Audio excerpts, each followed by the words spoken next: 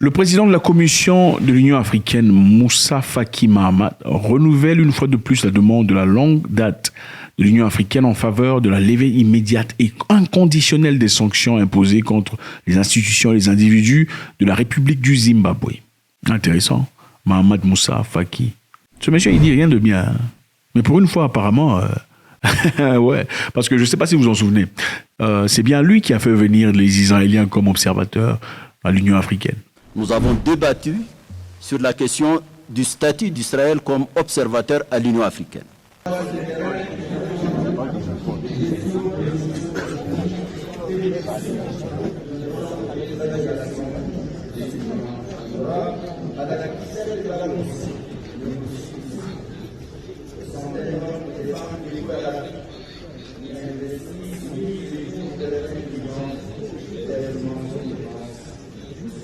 C'est lui, sa propre décision, lui seul. Il fait venir les Israéliens, vous allez nous observer. C'est intéressant de voir. Après toutes ces années d'asservissement, d'assujettissement, toutes ces années d'humiliation comme esclave, vous-même, vous allez encore chercher des gens comme observateurs. Vous ne pouvez pas vous observer vous-même. En Moyen-Orient ou en Europe, on a déjà appelé les Africains comme observateurs. Et heureusement qu'il y avait Naledi Pandor qui s'est levé farouchement en disant « Niet ». Si ça continue comme ça, l'Afrique du Sud va quitter l'Union africaine. Et c'est comme ça qu'on a balancé la dame là dehors. Là, j'étais dehors.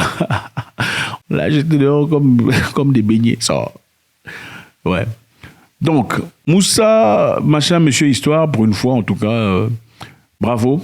Les pays d'Afrique australe se rallient aux efforts du Zimbabwe pour lever ce qu'ils qualifient d'embargo économique illégal imposé par les pays occidentaux à Harare, arguant que l'impact de ces sanctions se fait sentir dans toute la région. C'est vrai. Le Zimbabwe fait l'objet des sanctions de la part des États-Unis, de l'Union européenne, du Royaume-Uni et de leurs alliés depuis 2 décennies pour des violations présumées des droits humains. Violations présumées. Donc ce n'est pas confirmé. Ce n'est pas une affaire confirmée aux violations des droits de l'homme dessus. Non, non, non. Violation présumée des droits de l'homme. Parmi les autres pays qui maintiennent toujours un régime de sanctions contre le Zimbabwe figure l'Australie. Bon, l'Australie n'a rien de bien à offrir. Hein. Il n'y a rien pour vous là-bas. Ah non. Cela, voilà. Le Canada et la Nouvelle-Zélande. Bon, évidemment, les amis, vous savez quand les États-Unis disent non à quelqu'un, tout le monde, donc le Royaume-Uni, la France, l'Australie, le Canada, la Nouvelle-Zélande suivent directement, sans réfléchir, sans bouger, sans faire des investigations. Il n'y a pas que, oh non, ok, toi tu es fâché contre eux. Nous allons d'abord investiguer pour essayer de voir si tu as vraiment raison de te fâcher. Non, c'est direct, c'est direct. Les États-Unis a dit, on y va. Harare affirme que les sanctions ont été imposées en guise de punition pour son programme de réforme agraire mené par le feu Robert Mugabe qui a entraîné le déplacement de plus de 4000 agriculteurs commerciaux blancs du Zimbabwe à partir des années 2000. Donc, la réalité est celle-ci les amis, je pense qu'on en a parlé à plusieurs reprises. À l'arrivée de Mugabe, il y avait beaucoup d'Européens ou des descendants européens, des Anglais. Le Zimbabwe a été colonisé par les Anglais. Voilà pourquoi ils parlent anglais évidemment, comme le reste des pays africains. Ces descendants, les Anglais, malheureusement, ou heureusement pour eux en tout cas, pendant très longtemps, ont possédé les terres du Zimbabwe. Donc les terres étaient gérées par eux. Ils étaient très peu, mais ils avaient toutes les terres. Ils étaient agriculteurs, fermiers, ils étaient producteurs. Les Zimbabwe étaient simplement réduits aux consommateurs, simples consommateurs. Ils n'avaient rien. Ces agriculteurs, certes, avaient l'expérience, les capacités, mais malheureusement, ils investissaient leur argent ailleurs, pas dans le Zimbabwe. Le président Mugabe leur a dit, si vous êtes vraiment zimbabwéen, investissez l'argent dans les banques zimbabwéennes. Okay. Injectez l'argent dans l'économie du pays pour que le pays avance, pour que les gens progressent et évoluent. Vous prenez l'argent d'un pays, mais vous emmenez l'argent en Angleterre. Est-ce que vous êtes vraiment zimbabwéen? Si vous êtes zimbabwéen, vous ne le ferez pas. Si vous êtes vraiment zimbabwéen, les fruits de votre labeur sur place, vous l'investirez dans le pays pour que le pays aille de l'avant. Puisque les agriculteurs n'ont pas voulu le faire, monsieur a été boosté par son ego aussi, disant, bon, écoutez, on vous retire les terres. Ils ont pris les terres, ils ont donné les terres à plusieurs Zimbabwéens autochtones pour qu'ils continuent de travailler. Malheureusement, l'Europe, l'Occident n'a pas aimé ça. On a sanctionné directement pour brutalité, pour manque de démocratie, pour violation des droits humains et tout le bazar. La réalité est que M. Mugabe a pris les terres et l'a donné à ses frères. Bon, il faut aussi dire que malheureusement, on a du mal à gérer. Hein, je suis désolé. Hein. Beaucoup des frères ont pris les terres. Voilà, donc les frères ont pris les terres. Mais malheureusement, qu'est-ce qui s'est passé? Ils ont mal géré les terres. Au lieu de prendre l'argent, les recettes réinjectées dans le business, ils ont pris l'argent, ils ont mangé, comme beaucoup d'Africains le font généralement. Vous pensez que vous devenez milliardaire, ou comment vous appelez ça, milliardaire en France CFA. Vous devenez riche. Non, c'est à peine que ça commence. Quand tu commences à faire de l'argent, il y a le flow. Il faut réinvestir l'argent dans le business pour que le business produise davantage.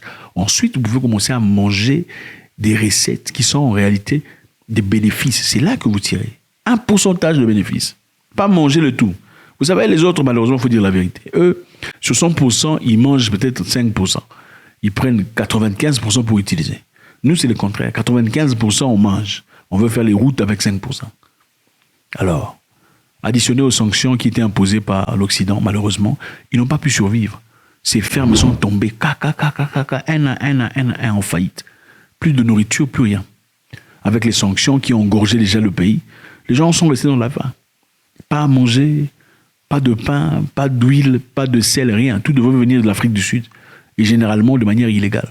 Les Zimbabwéens ont souffert. Les Zimbabwéens sont les peuples le plus lettrés d'Afrique, oui. Ils ont le plus de degrees d'université, c'est eux. Et même Mugabe, ça commence par Mugabe, évidemment, avait 5 masters, je crois, 5 masters, something like that.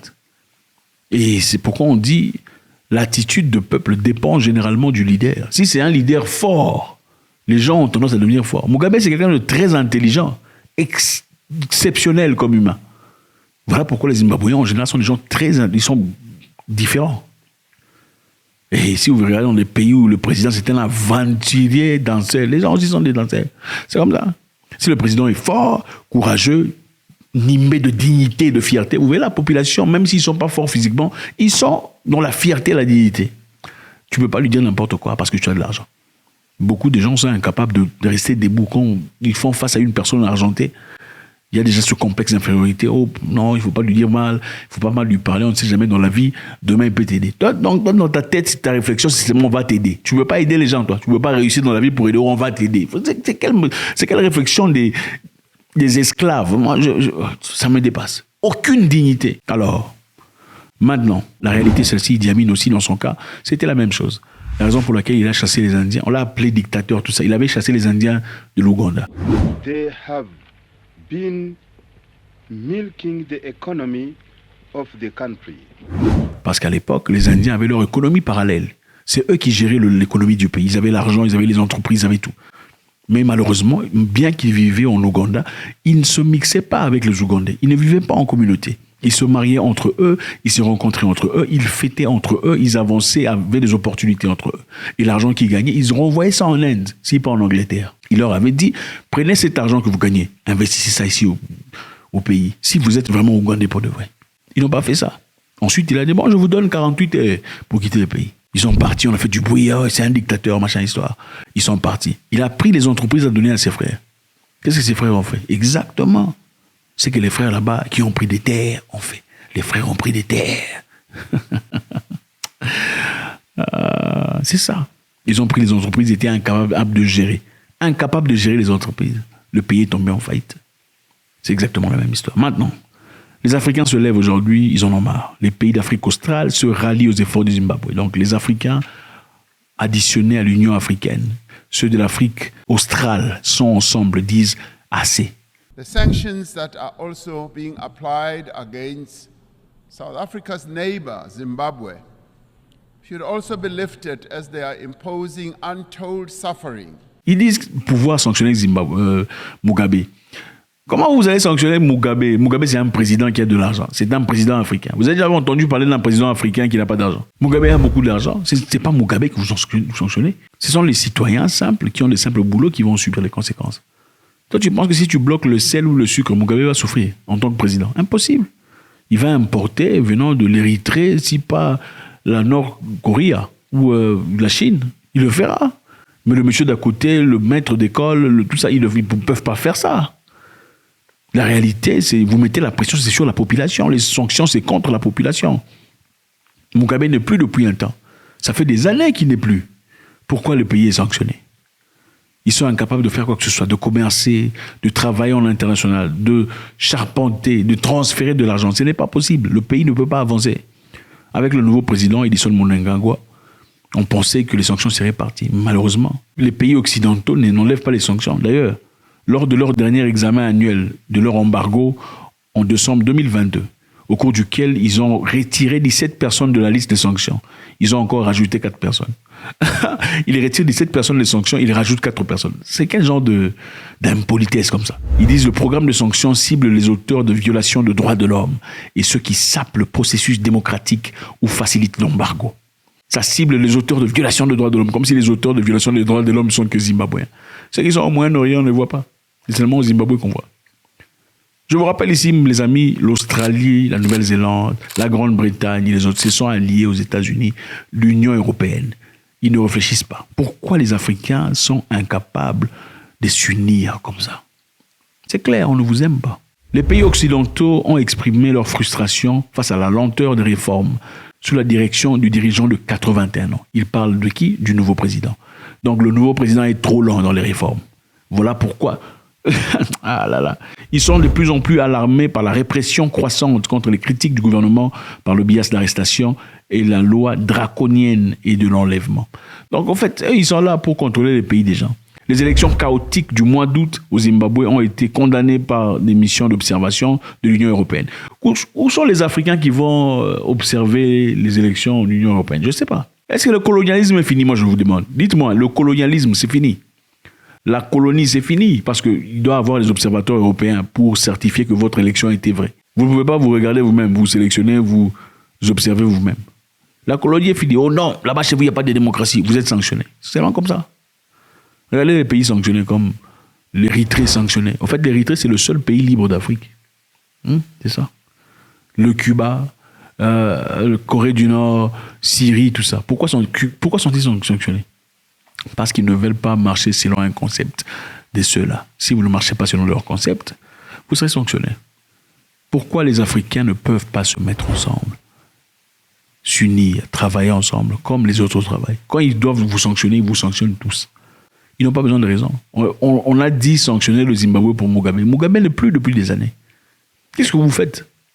Vous ne pouvez pas vous entraider entre vous-même, créer votre économie parallèle et avancer progresser.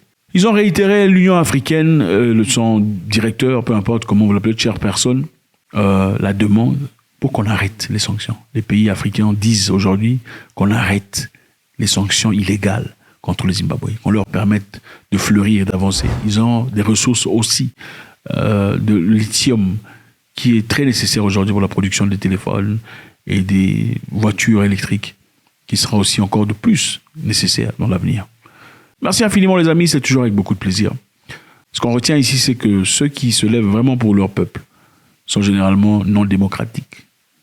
Ceux qui se lèvent vraiment pour leur peuple sont généralement des jantes.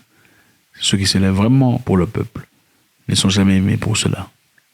Ceux qui sont vraiment pour leur peuple sont toujours rejetés. Il y a toujours quelque chose de négatif par rapport à eux. Il faut sanctionner. Toujours un grand plaisir les amis. Faites-moi savoir ce que vous en pensez. Votre contribution est très nécessaire.